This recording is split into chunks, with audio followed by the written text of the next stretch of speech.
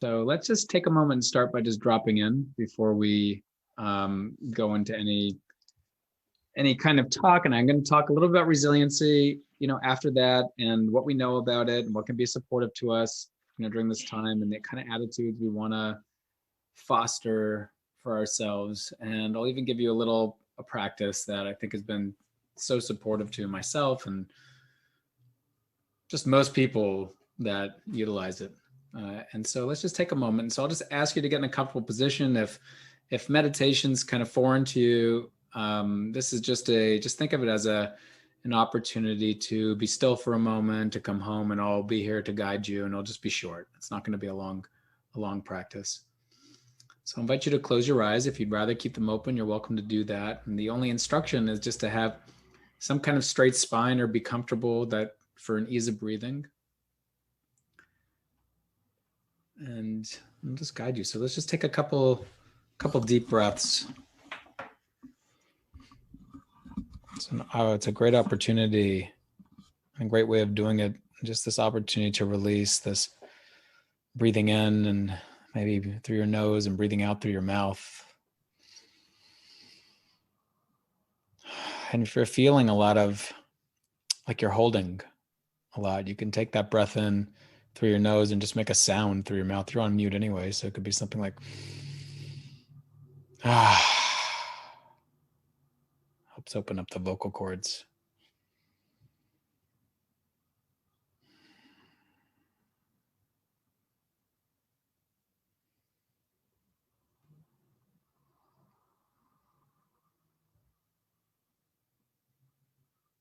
And just know you have time and space right now. Just check in. Notice just how you're feeling right now. Physically, start with the physical body. If there's any areas that are holding from the day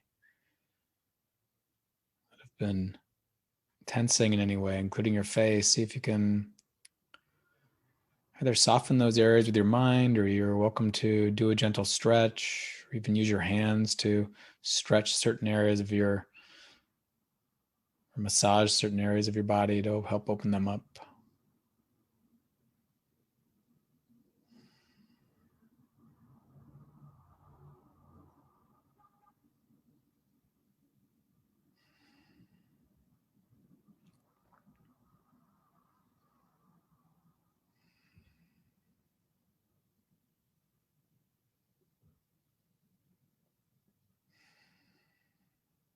Imagine with every exhalation, you're able to release a little bit more.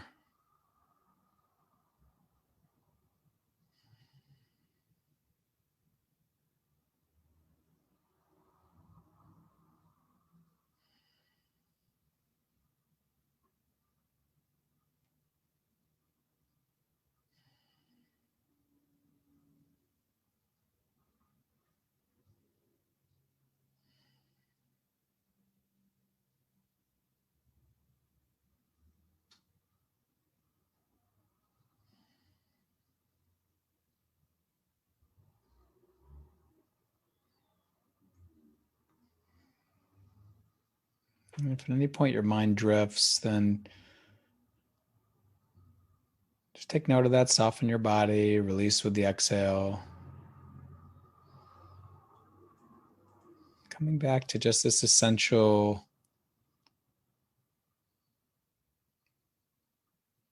nature of what's here, whatever's here. It's this attitude of allowing.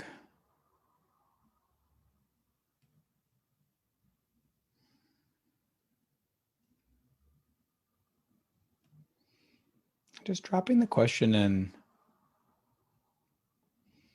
this time, right now, in this moment, this time of my life, like what is it that I'm really needing right now? What would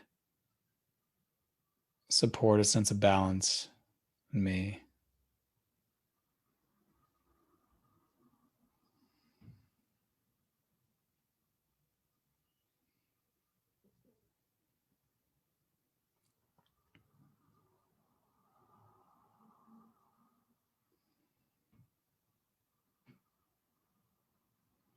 And then just listening.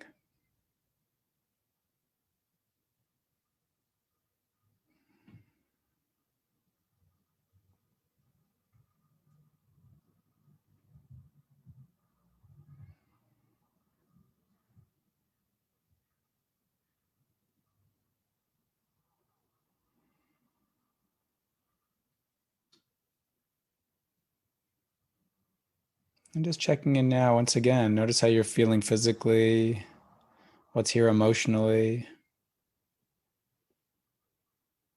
the quality of your attention.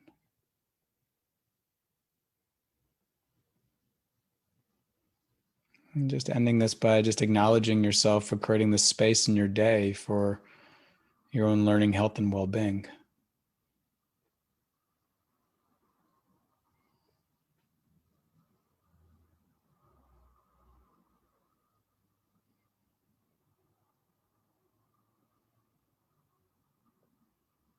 When you're ready, letting the light seep through, opening your eyes.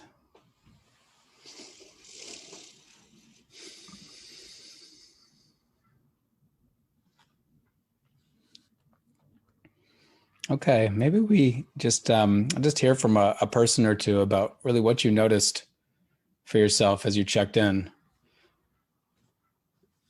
You can just go ahead and unmute yourself. What did you notice? What's here for you right now? And what did you need?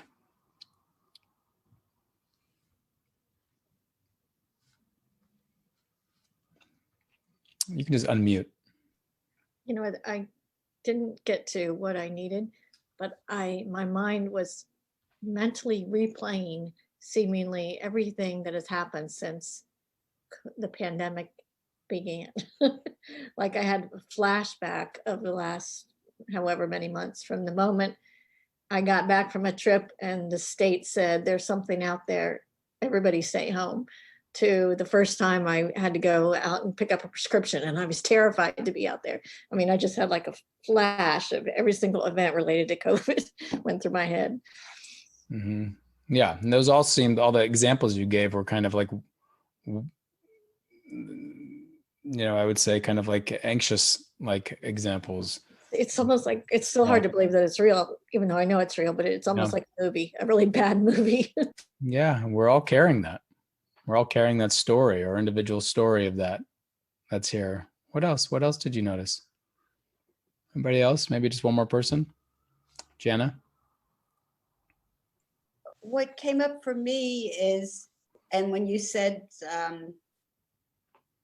like maybe you need massage, it's like, that's what I needed. And I also had just been on another Zoom call and, I'm not real good at sitting for a long time, but that's what I needed, is to be doing that for myself. And it was kind of like I had permission to not be antsy and do that. So thank you. I love that metaphor of thank you for that. I love that metaphor of a snow globe and how through the day we're just kind of like, as we move, we're just kind of shaking the snow globe. And if we can just train ourselves a little bit on how to be still, then those particles start kind of coming down and some clarity arises. Like you can see through the snow globe now. And the clarity was, yeah, that's what I need, a massage. I need to massage myself. My body needs this. It's tense. I need to do this right now.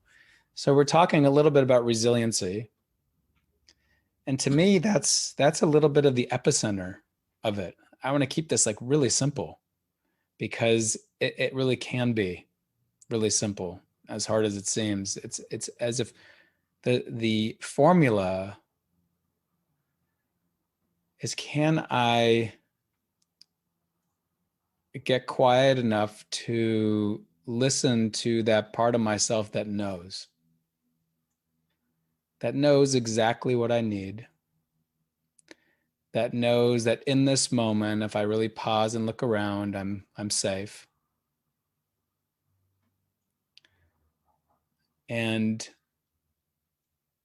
that's unfortunately that voice inside each and every one of us that lives in each and every one of us gets covered up because our minds get so noisy.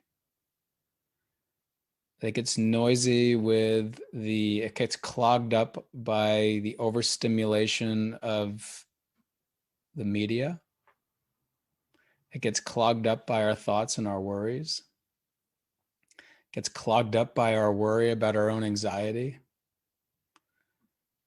And we can't hear it. And then we try to hear it. We try to tell ourselves we're okay, maybe at times. Maybe at times we try and look up all the self-help stuff I can find and just tell myself, fit in things and that can try and force the idea that I'm okay. And sometimes that just actually creates more resistance. The striving to be okay creates more resistance and pressure. And sometimes what we need is to relax and listen. And so how do we do that? And that's a really important practice. And there's a lot of things to do. Like, so if the formula is these 3 R's that I like to talk about: recognize, release, refocus. You've heard maybe you've heard me say those before. And it's worth like repeating throughout our entire life, because wherever our focus goes, it tends to invite a certain energy. If we focus on worrying, we create anxiety. If we just naturally focus on gratitude, as an example, and it's authentic, we tend to lighten up. The energy tends to lighten up. If we stay present as one person we have an area of the collective called the inner core, and this is a group that meets really regularly, and one of the participants once said that she said, sometimes I just focus on my daughter's eyelashes and the particulars of her face and her eyelashes, and a shift is created in me.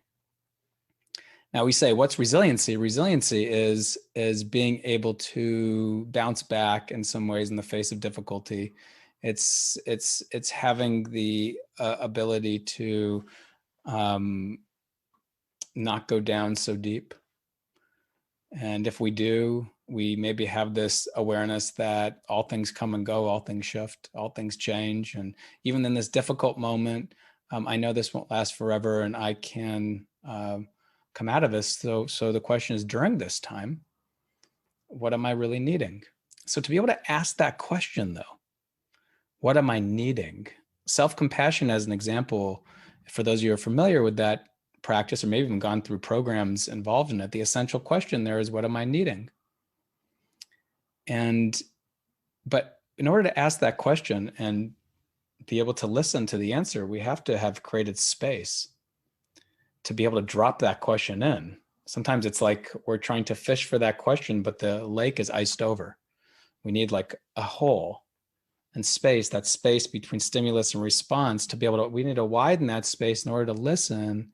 Just listen. And if that space is wide enough, we can hear a voice inside, or it's kind of like a sensing. Sometimes it's not even a voice. It's not necessarily like someone's voice necessarily. Sometimes it's a sensing that, oh, okay, yeah, this is what I'm needing, or I'm okay, or something like that. And we can train ourselves and get the skill in order to do that.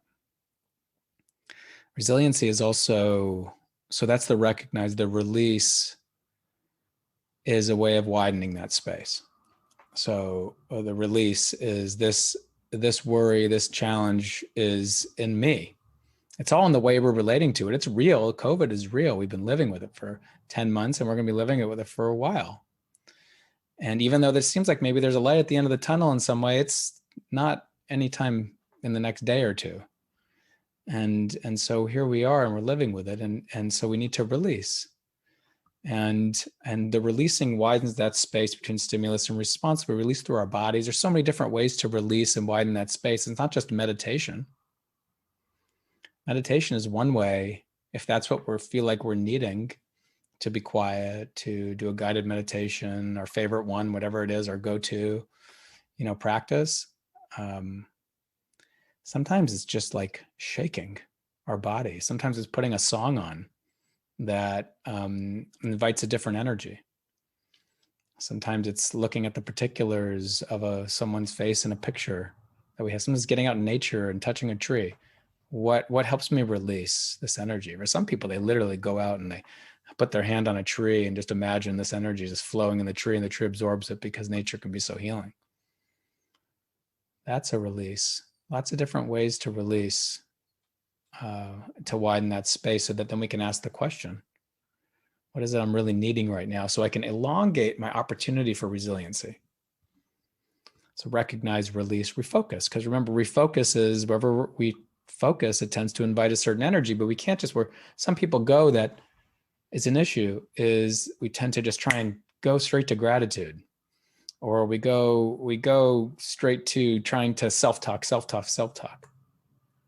I'm okay, or look what's good around me, or that kind of thing. And it's not that impactful, maybe a little bit, but because the space wasn't widened enough. There's no, when we take a plant and we're planting it in our garden, we have to dig a deep hole, so that we can put it down and the roots can grow. If we just like plant it there, if we just put it on top of the bed of dirt, it's not going to really root that well. We need to put a hole in there. We got to create some space for it. So we create some space. That's the release. Recognize creates a little bit.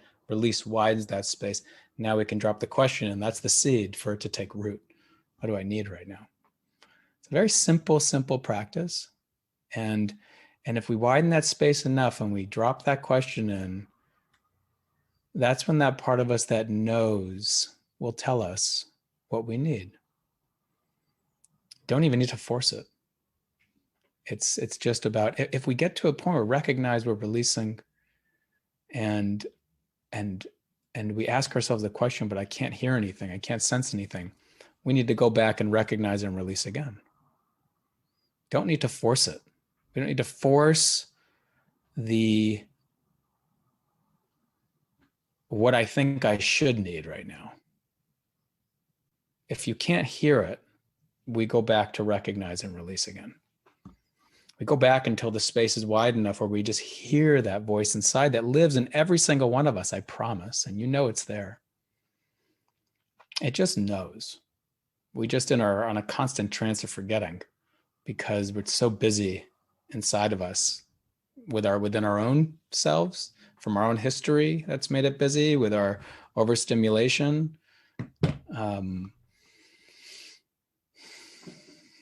And we fill the spaces of our lives, which on its own is its own thing.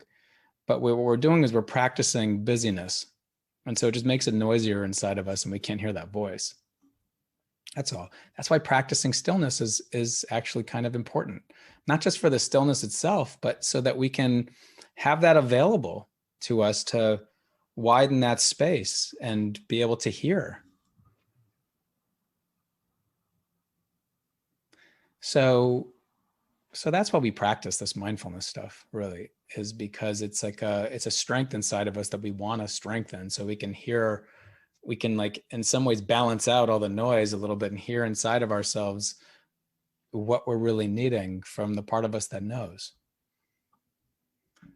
And so that's one thing around resiliency. And I just want to add one other thing, and then we can discuss it too. There's a reality that we sometimes forget, and everyone here kind of knows it. The reality of impermanence, the reality that all things come and go. All things come and go. I haven't really met anyone that's been able to come up with anything that's not true for. I think our sun is halfway through its life cycle right now, from what I understand. And so in like 5 billion years or something like that, the sun will go. Everything comes and goes. That means this planet too. So when we're on a journey of our own health and well-being, of our own resiliency, we have to understand that alongside this journey, we're going to have tough moments, tough times, and we're going to have like awesome times. And the trick here is to remember that, so that we say, okay, so during these tough times, I have to apply something different. I'm going to need something different to create a certain kind of grace. And when I do that, when I layer in this self-compassion, or getting clear on what I'm needing and being able to apply it like a solve to a wound, that I create a certain strength from that, because I teach myself that no matter what comes my way, I can be okay. And I create a memory of that so that during the next tough moment, it's retrievable. And during the good moments, I also recognize those as impermanent. And for some people, it's like, oh, that's a bummer. I just have this story that we lived in Northern California, my wife and I, and in the South Bay, the grass gets brown in the winter, and in many parts of the world, it gets brown in the winter, right? In California, it doesn't, I mean, in Southern California, it doesn't happen as much, it's a little different. But, and she said like, oh, it was during no, it was during the spring. And she said, look at look at the hills, are so beautiful and green. And I said, they really are. And at some point, in not too distant future, they're going to be brown. She said, why do you have to be so negative? Why are you so negative about that? I said, no. I'm just saying that it's going to change. So I'm appreciating the green here while it's here because it's going to change. All things come and go. And so do our difficult moments. And so do the good moments. And so we can learn to be grateful for the good moments. And those moments, maybe what we're needing is like to celebrate. And in the tougher moments, we're needing something different. And everything comes and goes. Just like this COVID, as much as there's many people I know who say like, this is never going to go away. Or it's think life, and I can't, and that's just not in the realm of possibility, because in the way that it is right now, because all things come and go. Just a basic natural law. And so if we can have that perspective, we can hold that in the tough moments, then we can realize there may be less stinging, and we can realize during this time, what am I needing right now? And this time's been long. The social isolation of it for a lot of people has been long. And so we come back to it like it seems like it's kind of re-traumatizing almost, because it seems like, oh yeah, well, I thought it was temporary, but look how long it's been. It's been 10 months now. And so when's it going to end? And when am I going to be able to hug people again and, see my friends and do this kind of thing? And it's going to happen. And so the question is like, now for this period of time, how much ever longer it is, like, how do I get in touch with that part of myself that can be aware of what I'm needing while holding the perspective of the temporariness of this still. And so playing with those different things when we're talking about resiliency, that formula of those 3 R's, making sure you can hear that voice if you can't, going back to those first 2, practicing and repeating that. And then also the perspective of the change journey, of the journey of life, of how it goes like this. And the more we can make use out of those tougher moments, the more we can recognize them, release, refocus, the more we can celebrate the good moments, the more balance and sense of inner peace we can create within ourselves, because we don't get as hooked. But as I say this, by the way, this is something I have to actively practice, because it's an imperfect type of thing, and try not to project any kind of perfection on me or anybody, really. The Dalai Lama, as an example, has a tough time meditating sometimes. That's something he talks about. It's not easy for him. He sometimes goes a while without doing it. It's hard for him. And so it's not as if anybody has it, and there's no perfection to any of it. So we play with it. That's the word I use. I like to use that word better than practicing.